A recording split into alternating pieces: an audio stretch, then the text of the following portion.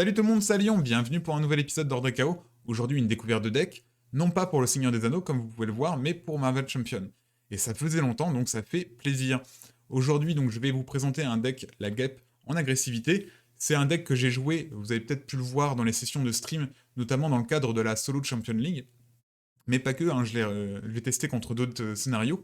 Mais la SCL, la Solo Champion League, si vous ne connaissez pas, c'est un événement qui a lieu régulièrement sur Discord et qui va réunir des joueurs solo du monde entier et qui va leur proposer des défis plus ou moins sympathiques. Et cette fois-ci, en fait, j'avais peur que ça soit un peu ennuyeux, parce que je n'aimais pas du tout la guêpe.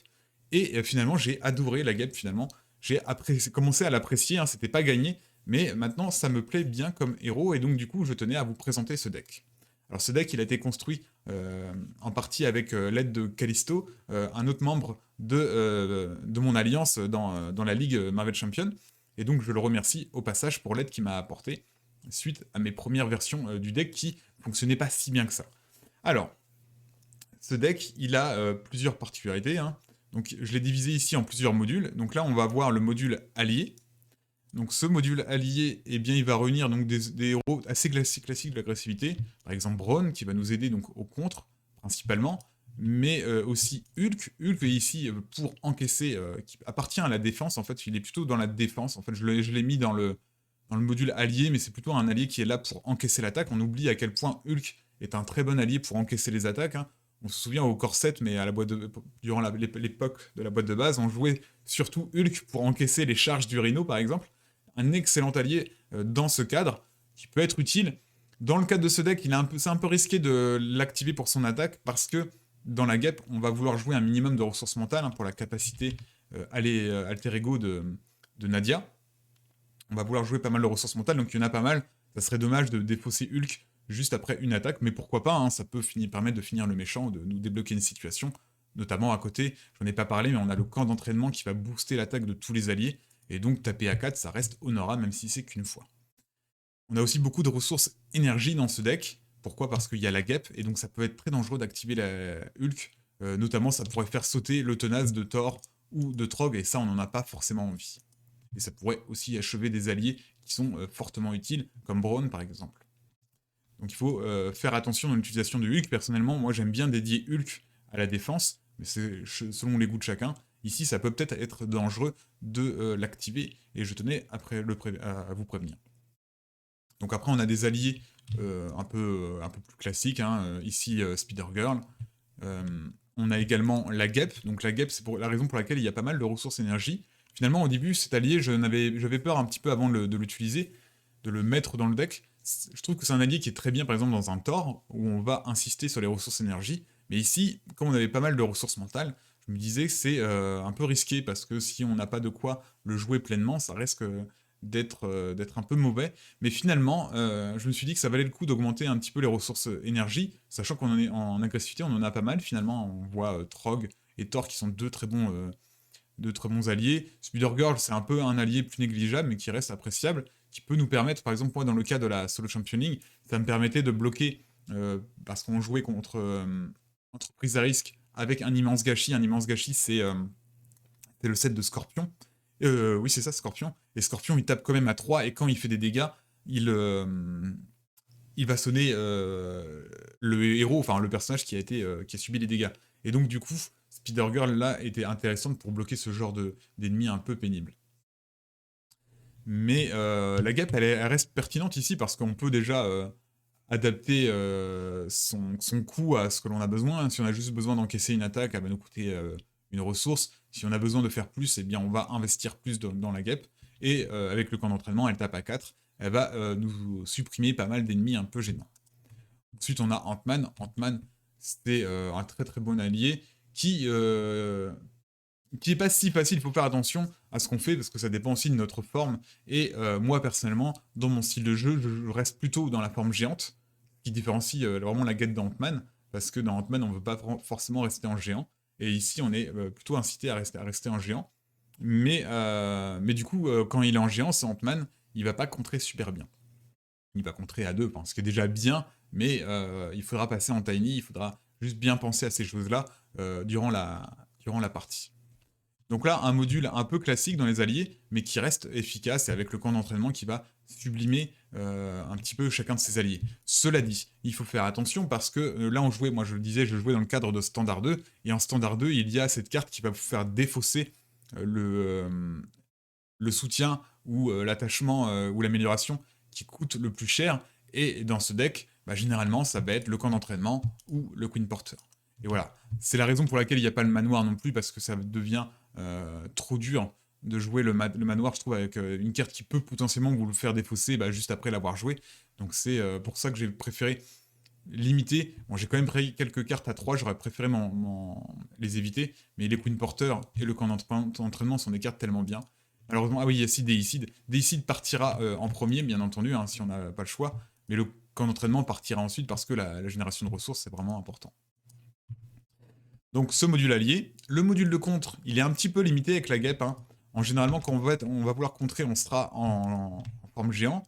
On peut utiliser cet événement-là, qui est vraiment très bien. Hein. On oublie à quel point la capacité de la forme géante de la guêpe est géniale. Hein. Ça peut nous permettre de mieux répartir le contre.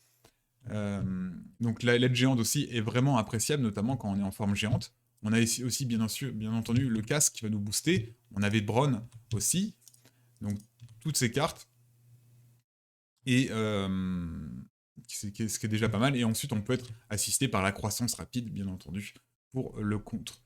Mais ça reste limité. On reste dans un deck agressivité. Et on reste en solo, ça va peut-être un petit peu limité. Moi, ça m'a suffi dans les parties que j'ai fait. J'ai joué qu'en standard 2, j'ai pas joué en expert 1 ou 2. J'ai fait plusieurs scénarios différents en standard 2, ça passait. Mais ça reste du standard. Même si on est dans la version évoluée du standard, c'est quand même les premières phases, les premiers stades du méchant. C'est pas forcément les plus violents, donc il faudrait faire attention. Peut-être modifier un petit peu ça si vous jouez en expert. Le module attaque est vraiment très bien développé, mais en même temps, la guêpe, c'est sa spécialité, on va pas se le cacher. Elle peut très bien contrer, mais aussi elle tape très très bien. Et donc, il y a 2 modules d'attaque. Le premier module, c'est, on peut le voir ici, il y a un module qui est basé sur l'attaque basique de la guêpe. On va taper, eh bien, en tiny, en minuscule, on va taper à 2 de base, plus 1, 3. Plus 2 ici, 4, et plus 2 ici sur le méchant, 6. Sachant qu'on peut en plus booster 8. Donc là, on tape quand même de manière très élevée, que ce soit en géant ou en tiny, ou en minuscule, et on va faire pas mal de dégâts. Sachant que Deicide, ça peut être vraiment intéressant, parce que si on vise le méchant, on peut décider de répartir ensuite les dégâts ailleurs. Alors, je ne sais pas, ça serait à vérifier si il faut qu'on inflige au minimum un dégât au méchant, ou si on a le droit de répartir tout. Par exemple, on cible le méchant et on répartit tout sur le sbire d'à côté. Est-ce que c'est possible ou pas? Je ne sais pas. Pour moi, à mon avis, il faut quand même infliger un dégât au méchant, mais ça serait à vérifier. Ça serait à vérifier, mais dans tous les cas, ça reste super fort. C'est vraiment un des seuls héros qui va rendre Deicide vraiment puissant, parce que c'est une carte qui finalement coûte un petit peu cher pour ce qu'elle fait, même si c'est très fort. Ça reste un petit peu anecdotique comme carte. Je l'aime pas spécialement dans les autres héros, mais là, dans la guêpe, je trouve que comme on peut répartir les dégâts, ça a tout son intérêt.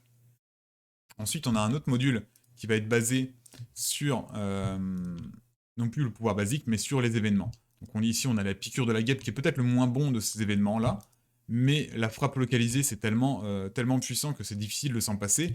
Nous avons également les attaques surprises qui fonctionnent particulièrement bien sur un héros tel que la guêpe, et si jamais, et pour jouer, pour insister sur ces attaques, on a ici la prouesse martiale, parce qu'on n'a pas tellement de ressources physiques hein, dans le deck. Donc la prouesse martiale, elle a sa place ici, parce qu'on a beaucoup d'événements d'attaque, mais en plus, on n'a pas tellement d'autres ressources physiques. Donc pour l'attaque surprise, on va privilégier prouesse martiale ou le Queen Porter. On a également ici les particules de Pym, qui sont des ressources neutres, qui peuvent nous aider à déclencher cet effet. Mais sinon, ça reste un peu délicat de le déclencher, mais je l'ai mis en x3 parce que ça reste tellement puissant sur la guêpe qui peut changer de forme de héros mieux que quiconque, hormis peut-être Ant-Man ou Spectrum.